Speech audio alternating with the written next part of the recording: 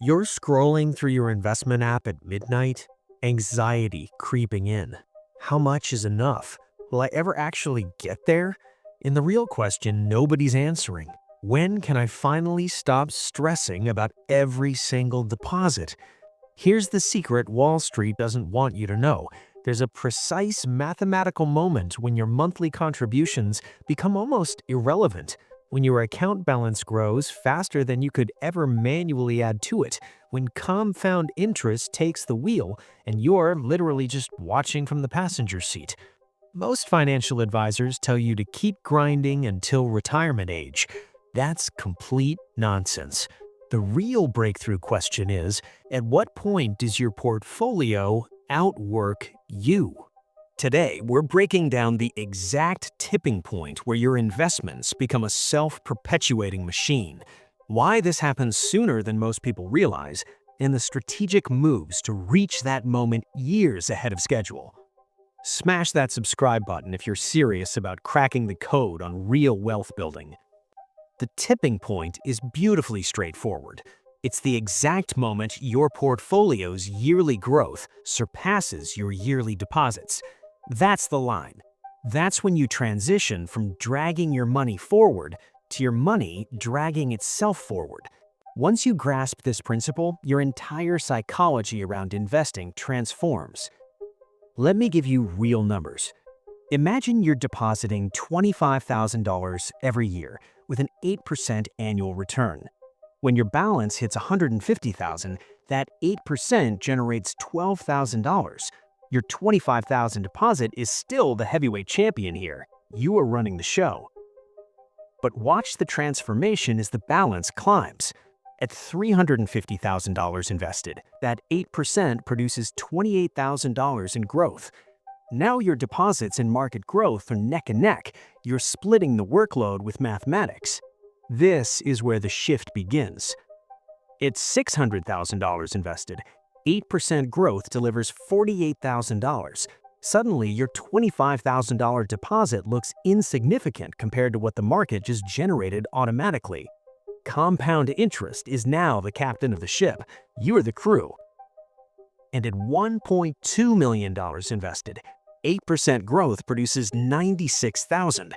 At this stage, your $25,000 contribution is frankly just statistical noise. The portfolio has completely taken command. Here's why this psychological shift matters so much. In the beginning, it feels like you're dragging a freight train uphill by yourself. Every month, you're carving out money to invest and progress feels glacial. You're carrying the entire load.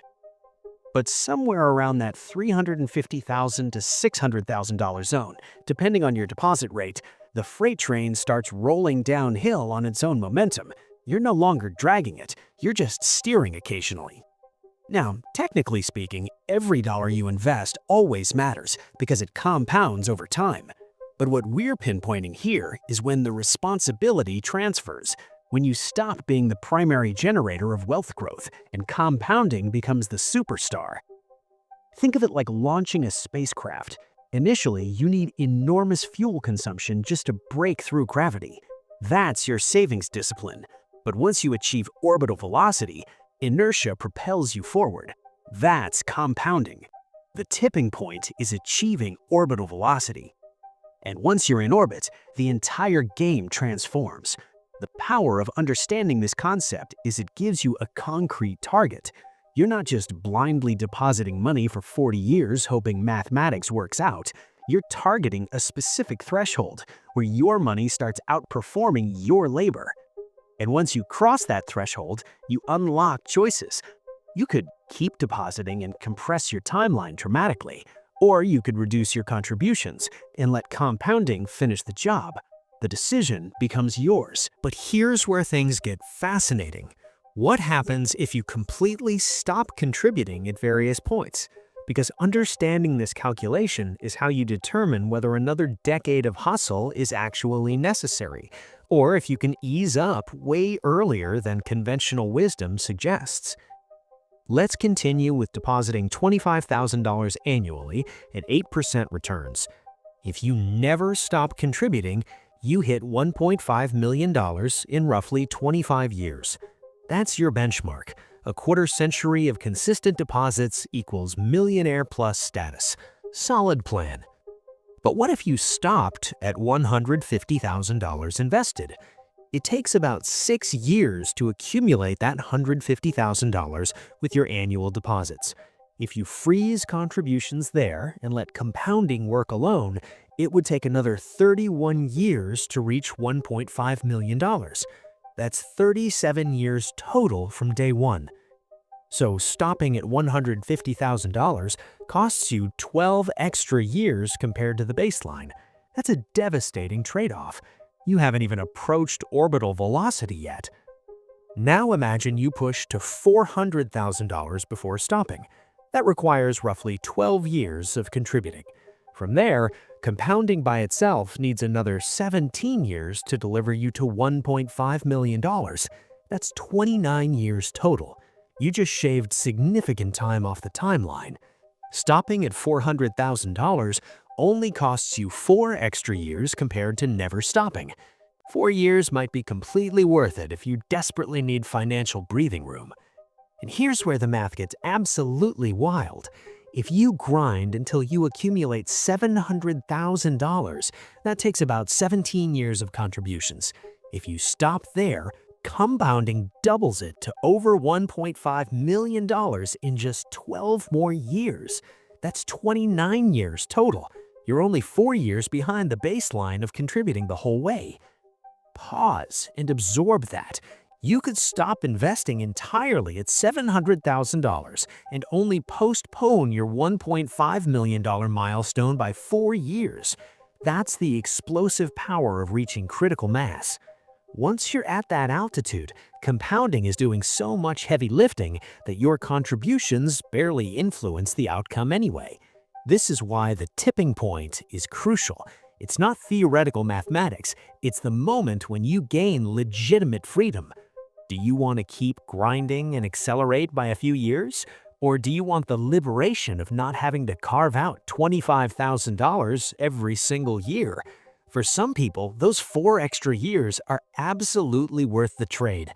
For others, they'd rather maintain momentum and cross the finish line faster. The critical insight here is that the further you progress, the less your contributions influence the timeline in percentage terms.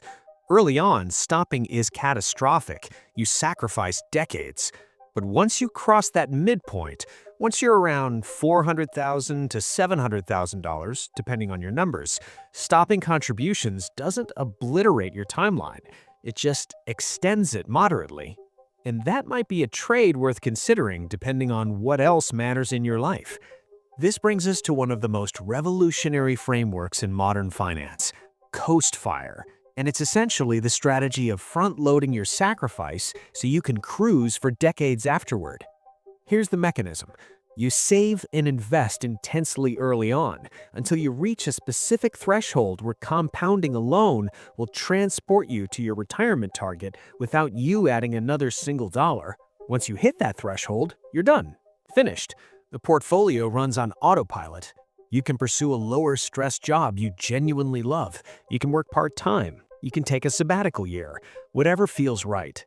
The financial pressure evaporates because your retirement is already mathematically locked in. Let's calculate this precisely. Say you want $2.5 million by age 65, and you're currently 28 years old. If you can capture 8% annual returns, how much do you need invested today to hit $2.5 million in 37 years without contributing anything? The answer is $225,000. That's your coast fire number. If you hit $225,000 invested by age 28 and you never add another cent, compounding alone delivers you to $2.5 million by 65. The mathematics simply works. And that completely restructures how you think about your 20s.